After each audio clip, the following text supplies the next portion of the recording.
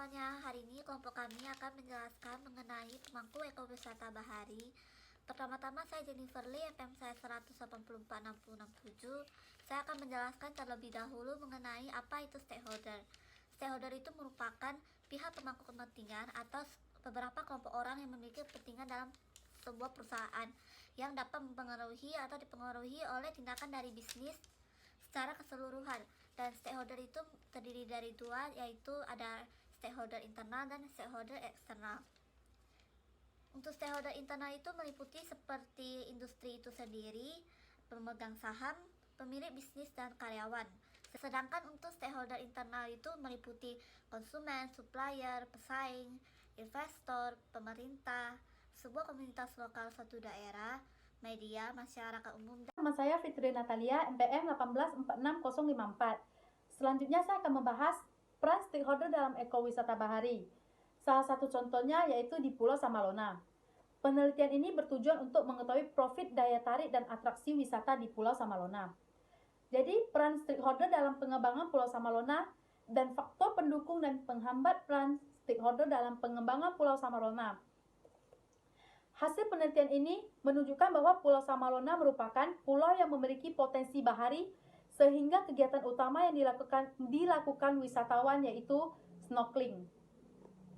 Pengembangan Pulau Samalona melibatkan stakeholder pariwisata yang terdiri dari pemerintah melalui Disparekraf Kota Makassar, pulau, pelaku usaha pariwisata, dan masyarakat lokal Pulau Samalona. Peran stakeholder dalam pengembangan Pulau Samalona merupakan penyediaan sarana prasarana, pembinaan sumber daya manusia, pemberdayaan masyarakat lokal, promosi, dan CSR, yaitu Corporate Social Responsibility. Nama saya Elis dengan NPM 1846030. Sekarang saya akan membahas tentang faktor pendukung dan faktor penghambat. Yang pertama, faktor pendukung dari pengembangan Pulau Samalona yaitu adanya keterlibatan antara masyarakat lokal Pulau Samalona dalam pengelolaan dan juga adanya dukungan dari pihak swasta. Sedangkan faktor penghambat dari pengembangan Pulau Samalona ini yaitu peran Disparekraf yang belum maksimal, masyarakat lokal sebagai pelaku wisata yang belum profesional, dan kurangnya koordinasi dari berbagai stakeholder. Pariwisata berasal dari bahasa Sanskerta yaitu pari yang berarti banyak, berkali-kali, atau berputar-putar. Dan wisata berarti perjalanan atau bepergian. Jadi berdasarkan dari arti kata ini, pariwisata dapat didefinisikan sebagai perjalanan yang dilakukan berkali-kali atau berputar-putar dari suatu tempat ke tempat lain dengan maksud dan tujuan tertentu. Seperti yang sudah kita ketahui, pariwisata di Indonesia sudah muncul sejak lama, seperti perjalanan kerajaan-kerajaan ke berbagai belahan di Nusantara. Lalu pada masa kurun waktu perkembangan, sejarah pariwisata dibagi menjadi 3, yaitu pada masa penjajahan Belanda, pada masa penjajahan Jepang, dan juga pada masa setelah kemerdekaan.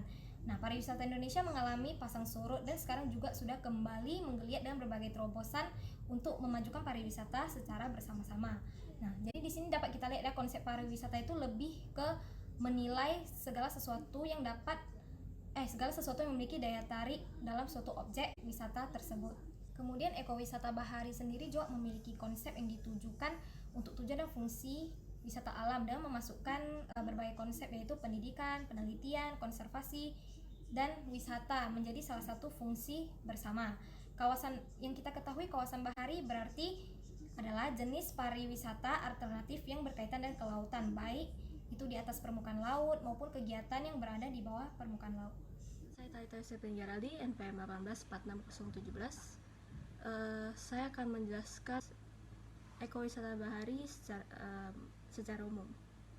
Seperti yang sudah dijelaskan sebelumnya, ekowisata bahari merupakan jenis pariwisata minat khusus yang memiliki aktivitas yang berkaitan di kelautan atau perairan, baik yang dilakukan di bawah laut maupun yang di atas permukaan laut. Secara umum, ekowisata bahari mencakup 3 kawasan, yaitu di permukaan laut, di dalam laut, maupun di pesisir pantai. Ekowisata bahari merupakan wisata lingkungan, ekoturism yang berlandaskan daya tarik bahari di lokasi atau kawasan yang didominasi dengan perairan atau kelautan. Ekowisata bahari menyajikan ekosistem alam khas laut berupa hutan mangrove, taman laut, serta berbagai fauna, baik fauna yang ada di dalam laut maupun yang di sekitar pantai.